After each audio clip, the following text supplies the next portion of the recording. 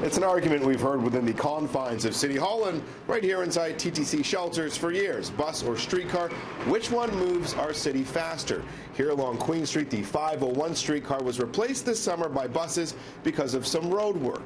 And today I caught up with one city councillor who told me for the very first time that he heard from some first responders who said in situations where seconds and minutes can mean the difference between life or death, buses made all the difference in the world. A Toronto firefighter reached out to us and said, look, councillor, we are responding much quicker. It is easier for us to be getting to calls. And when you have that type of outreach from our first responders and from a variety of people, as I said, transit commuters, people who live in the area, who live outside the area, I think it was a win for everybody. Everyone was moving quicker, it was more efficient, more effective, and I hope that we continue to look at this. A motion by Councillor Michael Ford for a study to look at what works better on Queen Street, streetcar or bus, was rejected by Council this fall because it was redundant, because the streetcars were already up and running again, according to Council. Ford believes some of his colleagues are hiding their heads in the sand and don't want to see what the data might reveal. Though the TTC, which is heavily invested in new streetcars, says it's already compiled their own numbers and claimed that the bus isn't any quicker than the streetcar.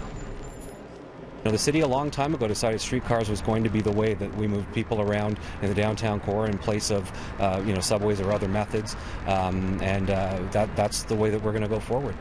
As the city evolves, does it need to be looked at again, perhaps? Well, one of the things that we do, for example, if you look at Spadina or down on the on Harbourfront, there are dedicated rights-of-way for the streetcars. Those are the kinds of things that allow streetcars to move even better in traffic. So those are decisions that would be made by the city councils of the day, but certainly in terms of getting people around the city, streetcars have proven to be very efficient. Fewer vehicles, more people. However, if compared to articulated accordion-style buses, they move the same amount of people as a regular streetcar. The 501 Queen is the TTC's longest streetcar line. It's used by approximately 52,000 riders on a typical weekday. Transit expert Murtaza Haider is calling on the city to let an independent body dissect the data to see which one works better for the city. Though he tells me you don't have to be an engineer to figure out which one keeps traffic moving the quickest.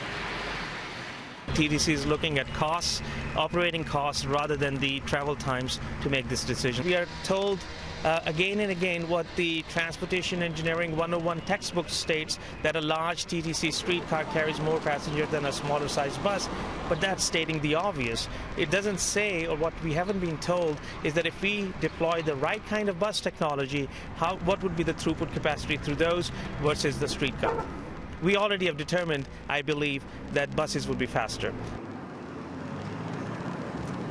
Haider adds one of the big issues is Toronto's romantic relationship with the streetcar, though he poses this question: at what cost for proficiency and time are you willing to pay to keep it?